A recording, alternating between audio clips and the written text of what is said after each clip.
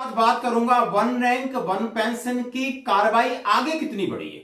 बहुत सारे जंतर मंतर पर आप सुन रहे हो, यूट्यूबर भी बहुत सारे वीडियो डाल रहे हैं। आखिर फिजिकली यदि ब्लैक एंड व्हाइट में आगे क्या बढ़ा, ये 4 पेज का संयुक्त ज्ञापन बोलते हैं, ये एक मेमोरेंडम है और जो माननीय प्रधानमंत्री जी को सौंपा गया है और इसमें क्या क्या इन विसंगतियों को लेकर आया है, आज इसकी सिलसिलेवार आपके साथ चर्चा करूंगा कि आप हर एक का हक है। जो एक्स सर्विसमैन वहां पे बैठे हैं या सोशल मीडिया पर रोज कई प्रकार की खबरें दिख रहे हैं और हर एक के मन में अब ऐसा जग रहा है क्या ये आगे कुछ इसमें परिवर्तन होगा OROP2 में, या आगे बढ़ोतरी होगी नहीं होगी, यानी इसकी प्रक्रिया आगे कितनी बढ़ रही है, मैं आज इसके बारे में आपसे बात करना चाह रहा हूं। तो सबसे पहले आप इस मेमोरेंडम को देखिए, मैं इसके कुछ अंश हैं उनको हाईलाइट करूंगा। सेवा में माननीय प्रधानमंत्री जी भारत साउथ ब्लॉक माननीय रक्षा मंत्री जी को लिखा है और ये स्टैंप लगी है, उन्होंने रिसीव किया है, ठीक है।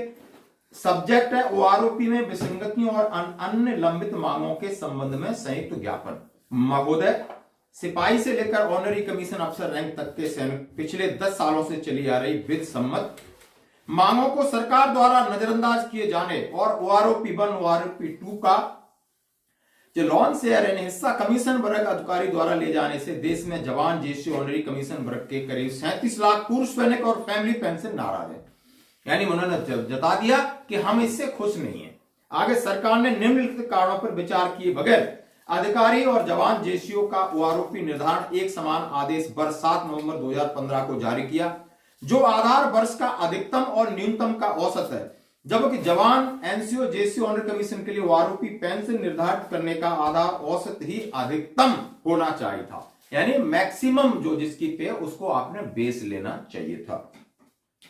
अलग अलग सेवा शर्तों के कारण अधिकारी 57 से 62 साल की उम्र तक सेवा करते हैं। इसके अतिरिक्त उन्हें सेना में 4 साल का रिसेटलमेंट दिया जाता है, जबकि जवान NCO 35 से 40 वर्ष और 45 से 50 वर्ष की उम्र में जबरन डिस्चार्ज कर दिए जाते हैं। अधिकारी वर्ग का टाइम स्केल पदोन्नति है, सिलेक्शन ग्रेड भी है, निश्चित सेवा काल के बाद पदोन्नति के पैनल में आ जाते हैं, जबकि ज्येष्ठ NCO के पास ऐसी सुविधा नहीं है। रेजिमेंट में 10 साल से में हवलदार बन जाते तो कहीं कहीं इसको 18 साल लग जाते, कहीं कहीं 20 साल लग जाते, ज्येष्ठ बनने में कहीं 24 लगते हैं, कहीं 26 लगते हैं, कहीं 20 लगते हैं। क्यों? हमारी प्रमोशन टाइम स्केल्ड नहीं है, टाइम फिक्स नहीं, जैसे अफसरों की है, उन्हें सारी सुविधा उनकी एज को देखते हुए मिलती है। जेड ग्रुप को वाई ग्रुप में शामिल किया गया, जवान NCO JCO को न्यूनतम कम रह गया। अधिकारी वर्ग में इस तरह का कोई ग्रुप नहीं, हमारी ग्रुपिंग की गई, जैसे हम पहले ABCDE ग्रुप थे, फिर XYZ किया गया, अभी XY रह गए। इसकी वजह से हमें बहुत घाटा हुआ है। निवेदन है कि करीब 2 करोड़ पूर्व सैनिक फैमिली पेंशन निम्नलिखित मांगों को स्वीकार कर इन वर्गों को साधुवाद ग्रहण करें। पे का 75% पेंशन, इसका भी वेटेज दिया है। पहले 75% पेंशन थी और इसको मैं ज्यादा पढ़ के न सुनाऊं, इसका मतलब रैंक वेटेज के साथ अधिकतम पर OROP का निर्धारण, उन्होंने रैंक वेटेज की बात की जो पहले था, औसत की बजाय 17/1/2023 में वर्धित वेटेज को बहाल किया जाए। 6वें वेतन आयोग का चैप्टर 2.4 में सुसंस्कृति के अनुसार इस पॉलिसी तक को आज हमने इसको एक्सेप्ट नहीं किया। एक वेटेज था जिससे बहुत बड़ा फायदा था, पहले 75% पेंशन थी, रैंक वेटेज था, यानी सारी सुविधाएं थी जवानों के लिए, पैसे के लिए। एक समान मिलिट्री सर्विस पे का जिक्र किया है कि कॉम्बेटेंट रैंक का दर से मिलिट्री सर्विस पे को निर्धारित कर OROP को पुनः दोबारा टेबल बनाए। पे मैट्रिक्स से न्यूनतम पे निर्धारण 3 का गुणांक, ये सबसे अच्छा चीज है जो कि हमें राहत लाने वाली है कि संविधान के आर्टिकल 38 के अवलोकन में सिपाही से लेकर ऑनरी कमीशन रैंक तक का पे मैट्रिक्स का गुणक 3 से किया जाए, जैसा कि संगठन ने 1/1/2016 के ज्ञापन में मांग किया था। यानी उनको 3 से गुणा करिए, 2.57 से नहीं। न्यूनतम पे मैट्रिक्स 4 हो दोस्तों, बहुत अच्छी चीज है। आप पे मैट्रिक्स पे लेवल समझते हो, ये सिपाही का पे मैट्रिक्स 4 किया जाए और ऑनरी कमीशन को सही वर्ग 1 पे मैट्रिक्स लेवल में लाया जाए, यानी अभी शायद 3 है, उसको 4 किया जाए।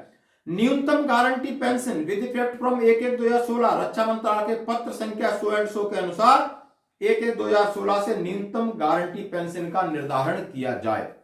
एस ग्रुप पेंशन के बारे में दिया है कि जो लोग आपने देखा होगा, मैं सीधा बता देता हूं कि आपने 1/1/2016 से टेबल नंबर 8 डाली गई है, इससे पहले टेबल नंबर 7 में एक्स ग्रुप डाला गया, अभी सबको 1/1/2016 टेबल नंबर 8 से सबका बेसिक पेंशन को निर्धारित कर दिया जाए, जिसमें कि 6200 रुपए एक्स ग्रुप पे का प्रावधान है, ताकि सबकी समान हो जाए। इसका ये कंक्लूजन है। OROP on request discharge soldier, यानी ओआरओपी ऑन रिक्वेस्ट जो डिस्चार्ज सोल्जर आते हैं किसी परेशानी से, उनको भी कंसीडर किया जाए। जैसे कि ओआरओपी 1 में लाभ मिला था, ओआरओपी 2 में इसका लाभ नहीं मिल रहा है। बहुत बहुत सारे जवान इस चीज को लेकर परेशान है कि जीवन भर उन्हें कभी उनकी पेंशन रिवाइव नहीं होगी। बाई ग्रुप में एआईसीटी से अनुमोदित डिप्लोमा होल्डर डिस्चार्ज के बाद प्रदान ऑनरी रैंक सबसे इंपॉर्टेंट है। जैसे आपने देखा होगा कि डिस्चार्ज के बाद ऑनरी कमीशन मिलता है, जिसमें भी गजट बनता है, राष्ट्रपति के साइन होते हैं और रिपब्लिक डे या आप इंडिपेंडेंस डे के दिन निकलता है, उसको भी मॉनिटरी बेनिफिट मिलना चाहिए, उसको भी फाइनेंशियल बेनिफिट मिलना चाहिए। ये इसमें पॉइंट दिया है।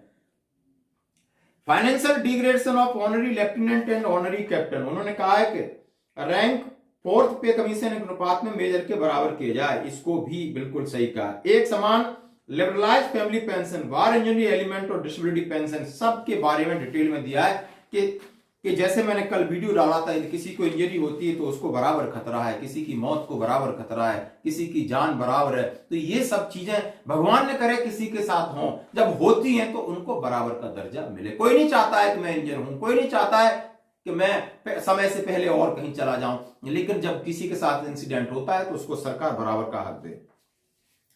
साधारण फैमिली पेंशन, ऑनरी नायब सुधार की पेंशन, आपने देखा हो ऑनरी नायब सुधार को नायब सुधार के बराबर पेंशन हो, बिल्कुल सही। आपने इस टेबल में देखा हो तो ऑनरी नायब सुधार का कोई मतलब नहीं रह जाता। जब उसको बोला है कि 2006 से पहले वालों को ऑनरी नायब सुधार और 2006 के बाद जो भी एसीपी बने बराबर किया जाना चाहिए। आप इस टेबल नंबर 7 को देख सकते हैं। तीनों एमएसएपी 17 साल से पहले, आपको जो एसीपी मिलता है 17 साल से पहले तीनों मिल जानी चाहिए। एक्सटेंड एजीआई का लाभ 85 साल की उम्र तक, बहुत अच्छी बात है। मैंने एक्सटेंड एजीआई का आपको वीडियो डाला था, उसको ये नहीं कि रिटायर्ड होने के 15 साल तक चले, नहीं, बंदा जब तक जीवित रहता है 85 साल तक उसका इंश्योरेंस कवर होना चाहिए। जबरदस्त पॉइंट है, इसके ऊपर मैं स्पेशल एक वीडियो बनाऊंगा। ओआरओपी टेबल का लाइव डाटा सार्वजनिक हो। 2018 में डिस्चार्ज हुए सैनिकों को मिनिमम और मैक्सिमम का लाइव डाटा जिसके आधार पर ओआरओपी टेबल बनाई गई, उस डाटा को पब्लिश किया जाए कि आखिर आपने कौन सा कैपिटल लिया है, जो कहीं पता ही नहीं चल रहा कि एक नायक का इतना बढ़ रहा है, हवलदार का 15 साल से लगाकर 24 साल तक कोई तनख्वाह नहीं बढ़ रही, सिर्फ 485 रुपए बढ़ रहा है। सभी तरह के भेदभाव खत्म हो और अन्य मांग, संगठन द्वारा 28/2015, 11/2016 प्रधानमंत्री कार्यालय रक्षा मंत्री को ज्ञापन उठाए गए, भेदभाव को सभी मुद्दों को तत्काल किया जाए। और इसके अंदर कई लोगों के साइन है, ये आपके लिए बहुत इंपॉर्टेंट है, इसको जरूर देखना। इतने लोगों ने, इतने सैनिक संगठन आए, उन्होंने जाकर के अपना पूरा साइन किया है, हर एक संगठन है और इसके पीछे भी बहुत सारे संगठन है। यानी ये ज्ञापन जो कि voice of ex serviceman society, और 12 तारीख को ये प्रोग्राम हुआ था और वहां पर जितने सैनिक संगठन आए उनसे एक कंप्रोमाइज किया गया कि सब मिलकर इस लड़ाई को हम लड़ें और अपनी बात को ऑथेंटिकेटेड तरीके से सत्य और तथ्य के साथ हम माननीय प्रधानमंत्री जी और रक्षा मंत्री को कन्वे कराने में सफल होंगे।